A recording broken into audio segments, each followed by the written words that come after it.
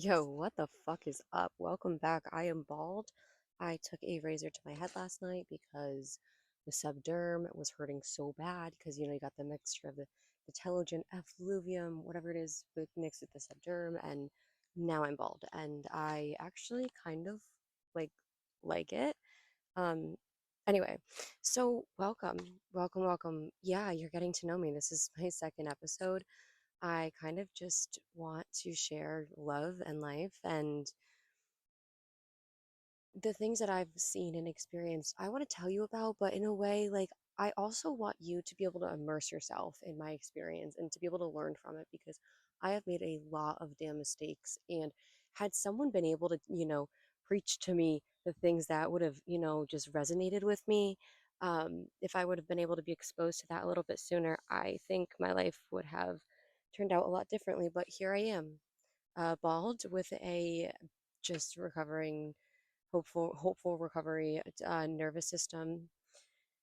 We have a lot of problems here, and that is why I am getting help, but also why I'm here today to talk with you. So I wrote down kind of just my thoughts of things that I want to bring up, and just getting to know me, getting to know you, getting to know each other. Like, we are not just ourselves. Like, things are divine timing. I fully believe that we come into each other's lives, we meet each other for a purpose, for a reason, for a season, that we are all sent on little mini missions. And in that perfect timing, someone who's talked to me has the perfect experience to give me the perfect message that only they could, that only they feel empowered to in a certain way because for that person, I would interpret it, in that way.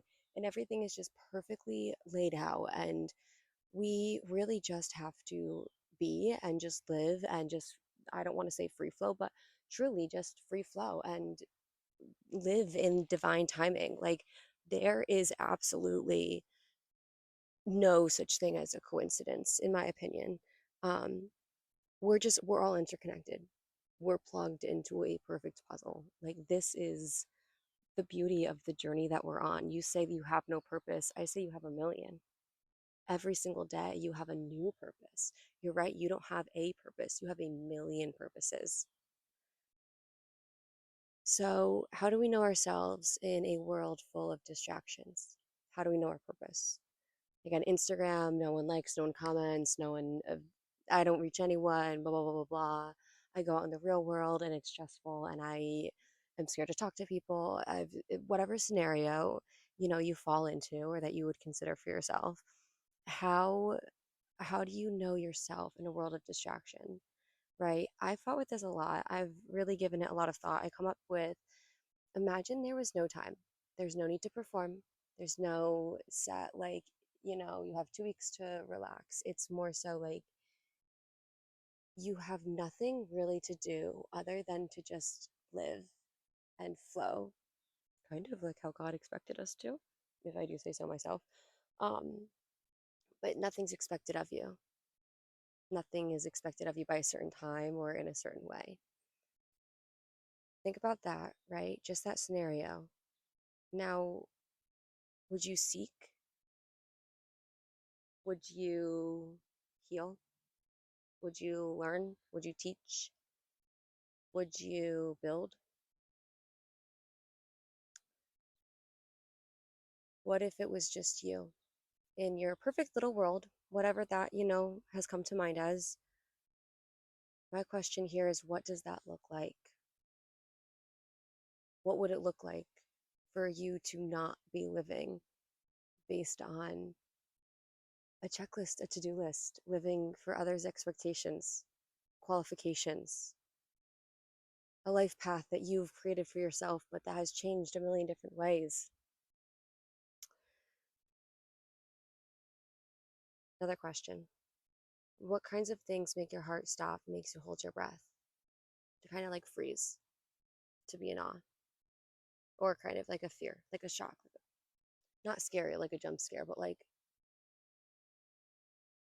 for me, it's standing in a room of people that I probably don't even know and just watching them have the time of their lives and knowing that I was someone who was able to put that together. For me, it's hospitality, it's event coordinating, it's being the one to set that scene to give people that everlasting memory. That's it for me. and to do art and to just be creative and again give people those memories, build beautiful homes. Like, I want to give people lifelong lasting memories. I wonder what it is for you though. you know what is it that makes you hold your breath, that kind of makes you be in awe, in love? Now my question here, why does this happen to you? Was it connected to something? I can tell you that I actually hated being around, and I use hated intentionally, being around or in groups of people because I never knew what to do. I never knew who to talk to, this and that. I just never knew. Mostly because I just didn't have things in common with people, especially growing up. I was an old soul. Um, and that's why I love being a cheerleader. It's actually a big reason why I became a cheerleader. And when even that didn't suffice, and after games, I would just kind of beeline it to my car. I then learned how to do that at events, how to have a role at events, how to have a job in events, being able to actively create those memories for people. And eventually, I worked in weddings, and I think I cried at every single ceremony. And I'm not a big weddings person, to be honest with you. Like, I loved my brides and my couples. I love them, but and every moment of theirs was so special to me too, because it's like that's their beautiful moment. Um, I wouldn't go to another wedding venue unless it was a group that I really liked. Anyway, that's a little bit off topic. Last one here, last question for you. Do you want to continue with how you're living? These cycles that you have, whatever it is. Mine is waking up and stalling until it's too late, until I don't feel like doing anything anymore, and then finding something else to do. It's distracting myself until I can't do anything else. Um, it's putting too much pressure on myself and then not feeling like I'm living up to anything. What is it for you? What's your cycles? Do you want to continue living those? That's why I got my butt up and came out here. I was on my deck, just chilling.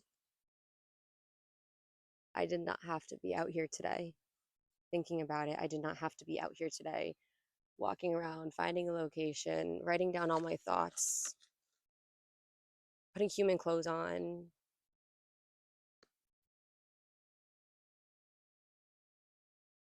You don't have to do anything. You get to do anything. You don't have to do everything,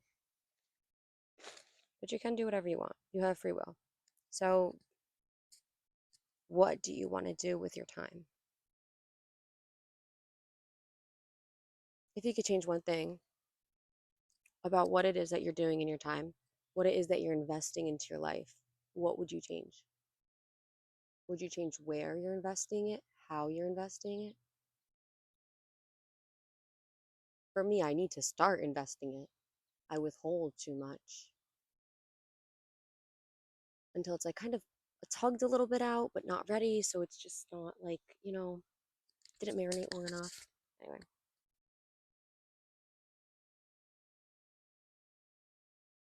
I want to also transition my thoughts from thinking what if to even if. What if that doesn't go well? What if it doesn't reach anyone? What if no one understands? What if it actually has the opposite impact of what I'm reaching for? What if people actually disagree with me? What if?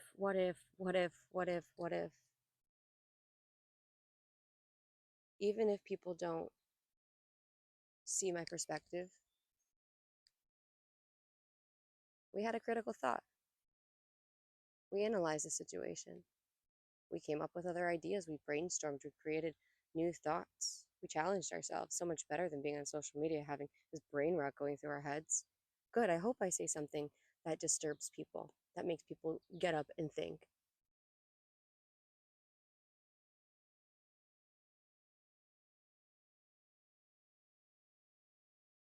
Well, what if they start talking about me? Okay.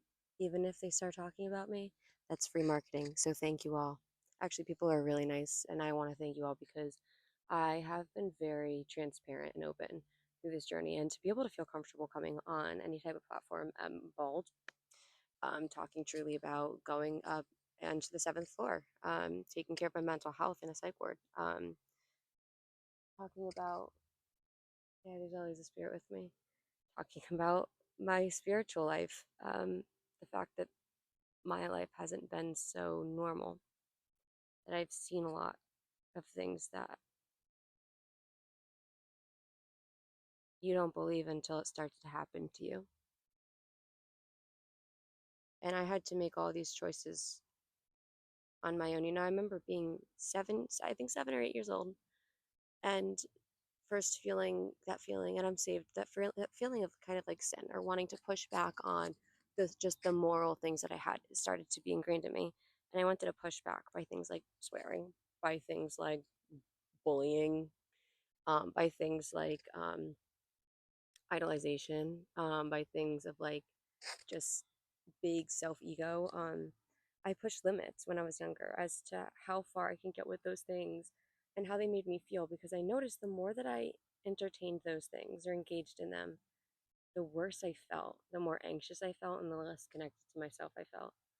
And as soon as I kind of was like, que sera, sera, I think that things kind of just started to fall more into place. And even at 25, I'm still learning that. And I know it. And I'm not, and I try to practice it, but sometimes it doesn't come out. If you can relate to that, I think this is a good place for you to be.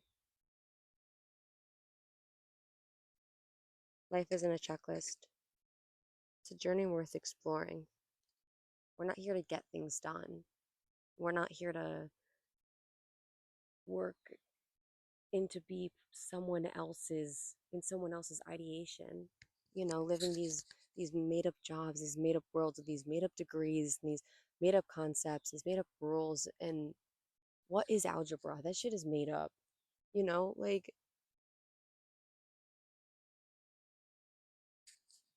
mitochondria is the powerhouse of the cell. It's actually mitochondria is apparently not even the most important part of the cell. So I don't even know what school's teaching this. Anyway, that's a bunch of stuff that I was thinking about. And, all glory be to God that we're here today. And thank you so much for listening, friend. And I hope to talk with you again. So thanks again. The Joyful Journey on Spotify. Love you.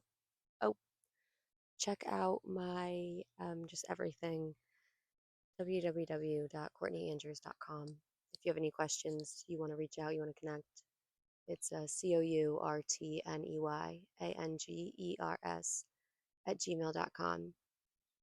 All right. I love you.